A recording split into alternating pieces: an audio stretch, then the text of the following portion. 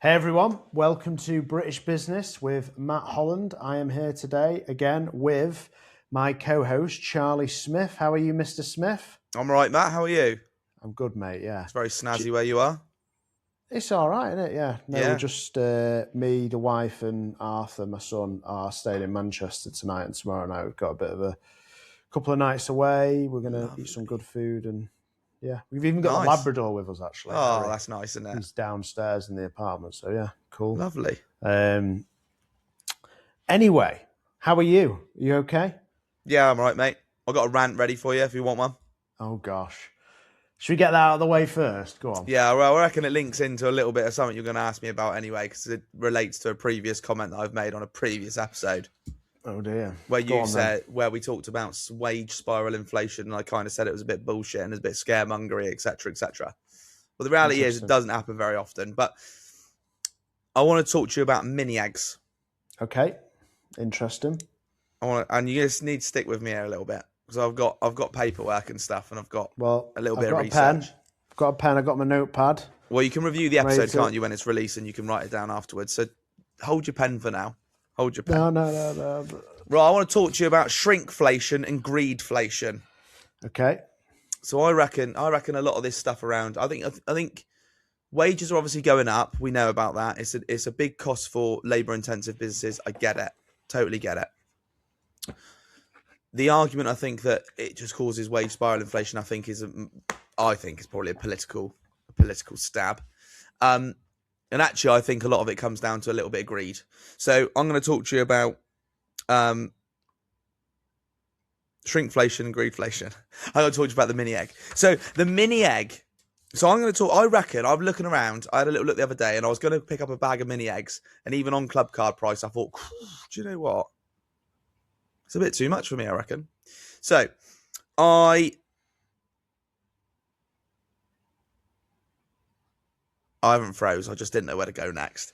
Right. So I'm going to talk to you about shrinkflation. Do you want me to chuck you a life raft? Yeah, I'm drowning here already. Right. Okay, right. The overall weights of chocolate is definitely decreasing, but the shelf price is increasing. So major suppliers have reduced their treat size by as much as 18% for 2026. All right. So we've got my paper.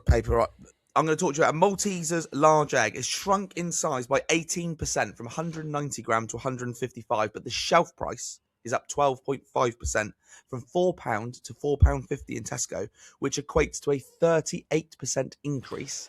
Just slow down. By the weight. There was a lot of numbers there. So just to clarify, the weight of the product has gone down. The price of the product has gone up. For us, correct. Simple Northerners, because you know our...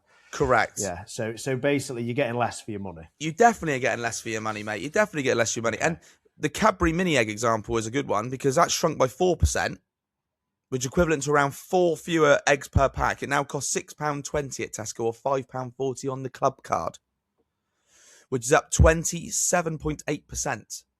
Jesus. So I looked into it a little bit more, and they talk about the price of cocoa. So we talk about a lot of pressures in the supply chain for making goods, which is something we hear a lot of, isn't it? We hear an invasion of a country leads to higher fuel prices, and fertilizer increases in price, etc., etc., etc. But the reality is that the price of cocoa did peak during 2021, 2022. It's $10,000 per ton.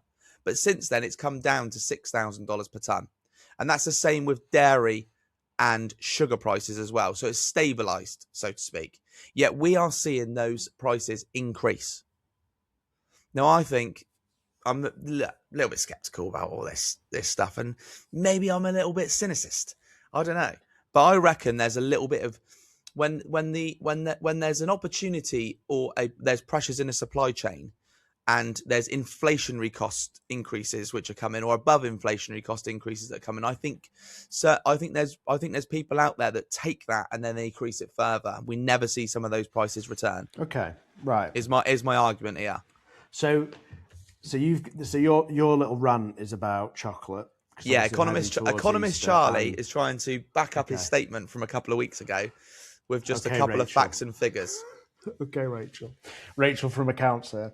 Uh, listen, do you know what? I think it's a really good thing to touch on, because if you think about the consumer or the general public, whatever they're buying in the supermarket, I completely agree. Like, I mean, prices have gone up, and I think there's loads of examples, and I'm familiar with it because I've seen it on the news and bits and pieces where the net weight of goods has gone down, but the price has gone up. It's the same Absolutely. with toilet roll. Yeah.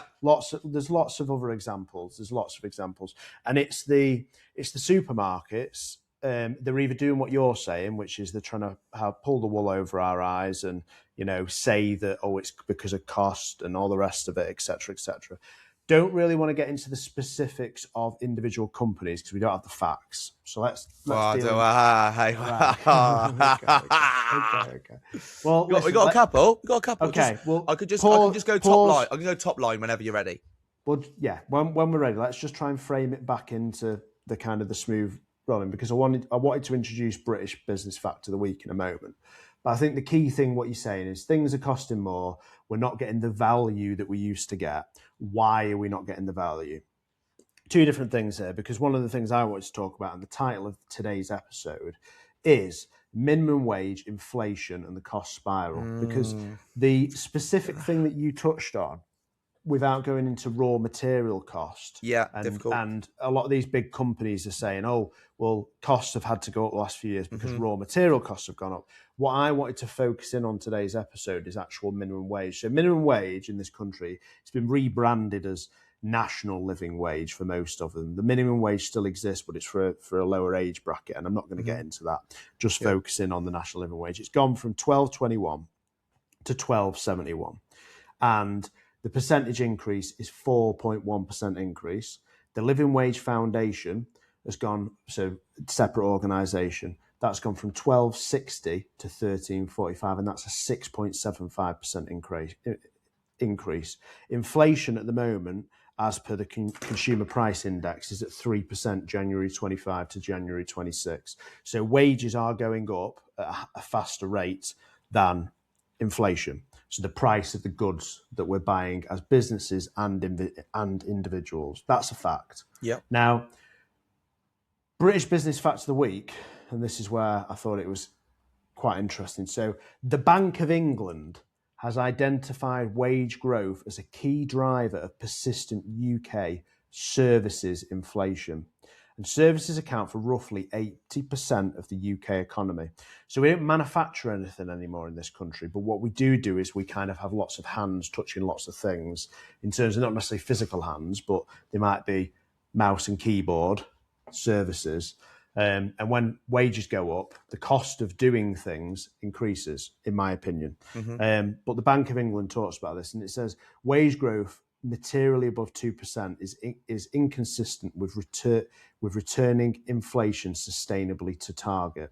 So what it's talking about there is how basically if your wage increases are above inflation, i.e. the cost of goods, you're going to drive further inflation. Now, your opinion on that is that basically that's not necessarily the case. So what's your kind of angle there? No, my angle is I think that you cannot solely put it on the fact that that's the reason we're seeing price increases. And I think I think lots of these things are a combination of quite a few different things. Could not agree more. I'm so glad you've said that. But also to say that in 2026, then 2025 when it was first mentioned, or because of the increases that were needed for the national living wage, to say that there's a danger that causes inflation when between the times of 2020 and 2025, we've seen exponential growth across certain industries in terms of what's being charged. I think it's a little bit late to then say, well, actually, wage spiral inflation is causing the pain in which you're suffering right now. I think personally, especially when you look back over the last few years and look at the increase in energy costs, etc., etc., etc. And I know they're linked to lots of other things, and I know that there's lots of commentary on net zero being complete and utter rubbish. I've listened to a lot of that in the last week or so, but it's not the only thing. And I think ultimately it's a combination of all those factors and all that uncertainty which leads people to then make decisions to say, oh, we're under real pressure at the moment, so we need to increase our prices by X, which is something that's really, really easy for a Tesco to do. There are other supermarkets are available, but quite difficult for a small business to try and work out whether or not to swallow. What do we swallow and what do we pass on, etc., etc. So just to break it down, let's chunk at a time. So Tesco's an example, one of the biggest employers in the UK. You're saying it's easier for them to swallow costs because they're at scale. No. I'm saying it's easier for them to pass on cost to consumers. I'm with you. Yeah, because they control the market. And they're probably in cahoots. I mean, it's illegal to fix prices, but they are probably in cahoots with their suppliers. We'll get sued, you say that. Well, they sue me because I got nothing. That's fine. Yeah. It was Charlie said that. What do you mean? Yeah. This is Charlie's podcast. But it's interesting you mentioned Tesco, because Tesco have announced profit increases of 10.6% year on year in 2024, 2025.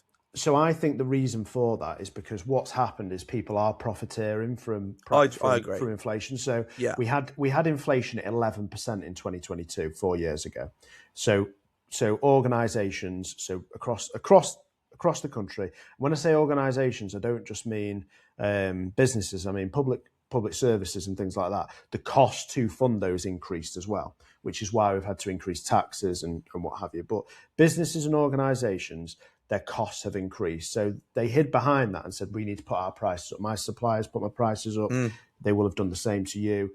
And then there's been a bit of a flattening of the price increases as inflation has settled out. But what's happened is, and it's interesting, so Briggsy the butcher, Ryan up in Scotland, he's just started doing a monthly newsletter, which I think is a great thing for his business. So he's got about 1,500 subscribers. That's amazing. He was telling me. Great. Honestly, you should subscribe. Yeah, that is amazing. It's really good. And I read it last night, and he talks about the price of meat going up and down. He talks about the price of a pig, the price of a cow. And I thought, do you know what? That's really honest and open. And he said how this is how much I pay for a pig at wholesale from a farm. And he said, as a result, I've been able to put my mince and something else down, which I think will help. But I think what happens is the supermarkets are choosing, when they have had raw material costs reduced, they've chosen not to put the prices up, if you follow me.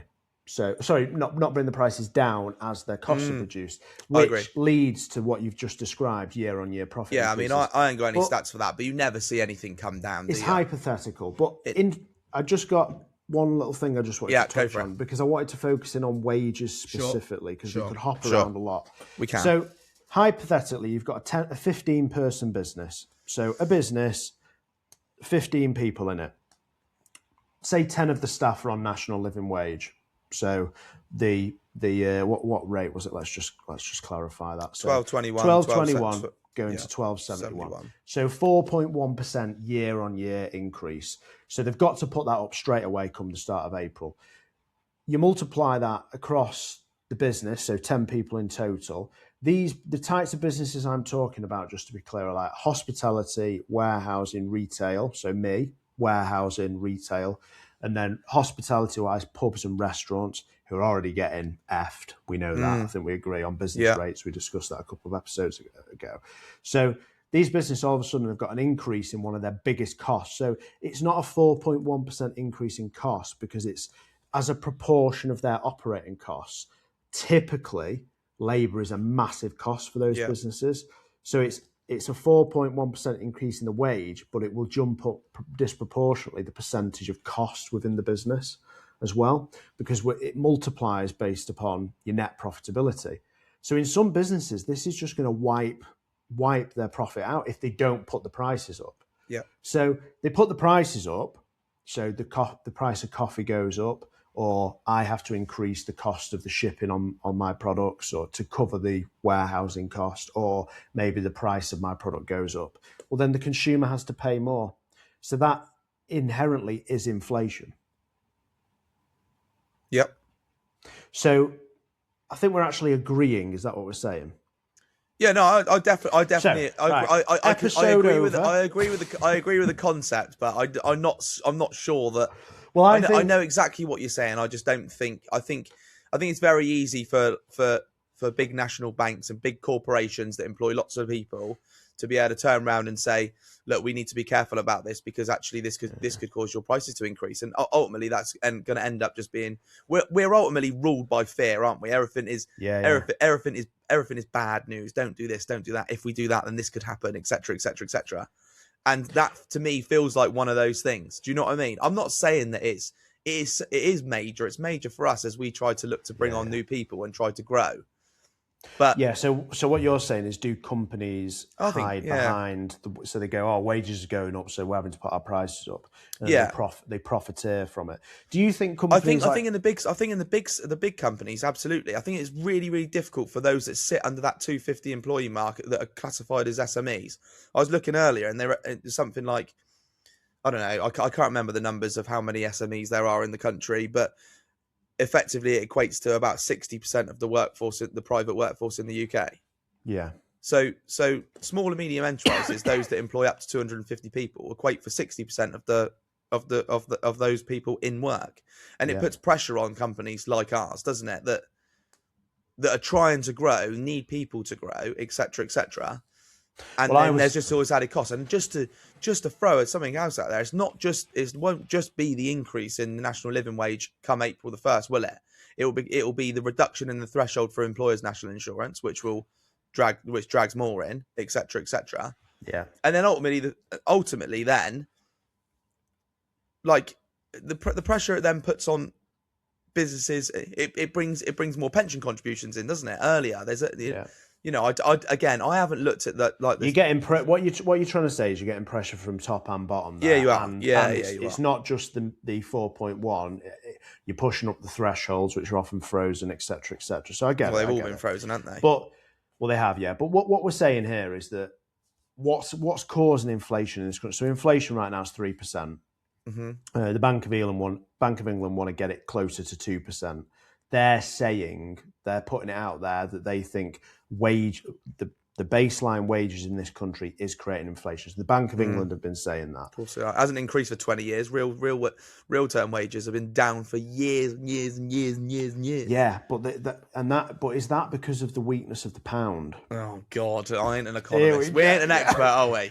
Well, look, we're just two normal blokes that run a business. Trying to. But this is interesting because if your pound is worth less on the global stage, then and this is the problem with us not growing food in the UK, not having energy security, these types of things. Net zero. What do you mean? What net zero? Just net zero. I've been listening to a lot of Konstantin Kisin this week. After he runs a very good podcast called Trigonometry, and I heard him on James Smith's podcast, and he slates it. Slate's net zero. It's great. So just out of interest, what's your thoughts on net zero? Do you think it's a con? Are you it's a big con. It is a big con. Well, it makes us uncompetitive. It makes us entirely uncompetitive. It's absolutely stupid. Do you know what? You thought I'm a socialist, is what you think, don't you? No. You think I'm a woke lefty? No. Yeah, that's what it is. Listen, I get that a lot. Don't be like that just because you're Southern. Did you like that meme I sent you about North and South, by the way? You sent me quite a few of those. Yeah. Anyway, but no, I completely agree. So if you think about it, so if you had £100 or £100,000 of sterling, and you want to go and buy product elsewhere, well, if the UK economy is weak, which it is at the moment, and the strength of buying with that pound, well, things are going to cost more, aren't they? Yeah. So we've got all these problems, and because we're not growing anything and we're not exporting anything, I mean, it's not. Well, it links back. Well, you know, all of this talk, doesn't it? I know we joke about net zero, etc., etc. Energy prices are apparently they're going to come down slightly, but they're not going to come down anywhere near the increase of what it's been over the last 5 years. But you know, to link back about what Jacob was saying a couple of weeks ago from a British manufacturing perspective, that's basically the reason why we can't manufacture anything in the UK. Well, we can't even make our own steel. You know what I mean? It's like energy cost and labour cost. They are the two things. Of course they are, yeah. So I don't know what the answer is to fix it. If you're going to ask me that, I haven't got a clue. I mean, I love Jacob to bits. I think he's a great guy, and I'm as patriotic as he is in the sense that I would like to see British manufacturing. I think it's got to come via automation. To be honest with you, I think we need to leverage technology in the UK to manufacture, and we need better value energy to do that. That's the reality of the fact. So we can't do it at the moment. But the fact of the matter is it's so much more cost effective for businesses at the moment to produce product offshore. That's the fact of it. So like if, for example, if you wanted to employ someone full time in India in a warehouse, it's going to cost you, I don't know, £150 a month, if that. Whereas in the UK, to employ someone in a warehouse that actually knows how to stitch and work a machine and all the rest of it and be productive, it's going to cost you a fortune. £2,500 a month. Difficult one, isn't it? I wouldn't like to be doing that, I must admit. It's hard. It is hard. So the only stuff that can really be produced in this country now is premium product, which I think we can nicheify into that within the UK, which is what obviously Jacob's doing. His product is high quality. I've got one of his gilets, really good. Check it out. Go to lockwoodsmocks.co.uk. Great product, but. Yeah, it's difficult for businesses. But going back to those businesses which are hospitality, service, the businesses where you have high labour costs. So my two biggest costs in my business are advertising spend, number one, and then labour. So my labour bill is going to go up basically by probably around 3 or 4%, I would imagine. But then you've also got people trapped in the middle, those middle wage earners, which is quite a few in my business, where you've got minimum wages pushing up at the bottom, and it's like, those guys, then if their wage doesn't go up, but then the problem is their wages, like, right, so do we put them up as well? It's hard. It's really hard. It's really hard. It is really hard, mate. It is really hard. Are you guys doing a wage review within your business ahead of April? What, to keep in? Well, we'd have to keep in line, won't we? But we're ahead at the moment. Yeah, so you're not going to review in April. You're just going to stay ahead, but the gap will reduce. Yeah. So you're not going to review it in April. Well, we'll have to. We're ahead of where we are supposed to be at the moment. Yeah. But what we do come April the 1st yet to be decided. Yeah, we had a meeting this week and we've decided what we're doing, and we're doing it on a case by case, role by role basis. But it's hard. It's hard. I know. How do you do that? I know. But if you are running a business where typically, so in hospitality, where your wages are normally the national living wage, you don't have a choice, do you? No, you don't have a choice. So and things like care as well, thinking about social care and stuff like that, a lot of these companies that provide that level of service. So I think it's a balance. I mean, my opinion on the national living wages, I think it should be linked to the consumer price index, to be honest with you. But maybe I don't know how that you tell me how that would affect it, but what it would mean, it would be at 3%. Fine, got you. So what it would mean is, so inflation year on year, January to January, is 3%, and that's by independent, like, economical research. People with brain cells, they're saying 3%. Let's go with 3%. Let's not go 4.1. Let's go with 3. Yeah, that would be better, surely. I agree. Logical. Yeah, I think so.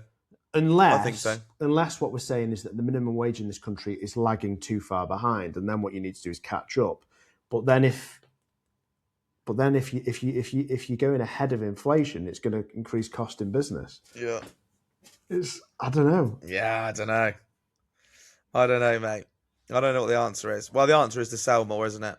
The answer is always to sell more. Well, I did read some stuff today where it said, like, with all these pressures, I think that it gives us a good opportunity if we're open to it, is to look at not necessarily like automation, but to try and look for efficiencies. And I know that's something that you do quite a lot anyway, but it almost forces your hand slightly, doesn't it? That you can't necessarily afford to throw another person at a job to do something. Actually, you need to think about how you can improve the efficiency within your production setup or with your dispatch, etc., to try and make sure that you're smoothing out that process and it doesn't require increase in labour, which is a sad thing to do in a sense, isn't it? Because it's people's jobs. Big business has been doing it for years. So what they've been doing, and I mean, we do it. We've got some people offshore. We've got people in India and the Philippines, because typically sometimes they're better than UK staff. There's a skill gap in the UK. So we hire specific roles out overseas now. But big firms have been doing that for years. If you think about, like, the classic BT, you ring up BT and it's an Indian operator, and it's like the reason they do that is because of the cost of labour in this country. Yeah. So what you're saying is, can small businesses take advantage of the situation and leverage, I suppose, what's the word? Economies of scale or the better economics of things by I think so. I think so, and just being more efficient day to day, less wastage here and there, isn't it? Just look at your processes, look at things you're doing, look at the sticking point, so to speak, etc., etc. And I think that's the opportunity here, isn't it? Is to make yourself fit for it, right?